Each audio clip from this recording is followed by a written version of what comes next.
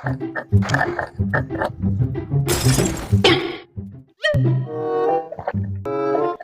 ওখানে? ওরে বাবা, সে কে যেন আসছে। ওখানে কে? উপরে যাবো না তো, কি করবো যে, কোথায় যাবো? আরে এ তো সেই বোকা বৌদিটা, একে টুপি পরানো অত কঠিন কাজ না, শুধু শুধু ভয় পেয়ে লাভ নেই, দেখা যাবে যা হবে। এই দাঁড়াও, কে তুমি? সে আমি চোর।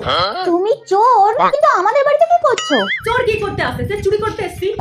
এ বাবা, জানো তো চুরি করা ভালো কাজ নয়, তুমি আর চুরি করো না। আরে বৌদি, সে তুমি আমাকে তো জ্ঞান দিও না তো। এই তোমাদের ওই টাকা পয়সা সোনা দানা কোথায় আছে তাড়াতাড়ি বলো, আমার আবার তারা আছে। আচ্ছা, আমি তোমাকে কেন জীবনের যে কোনো পরিস্থিতি আসুক না কেন কখনো মিথ্যে কথা বলবে না।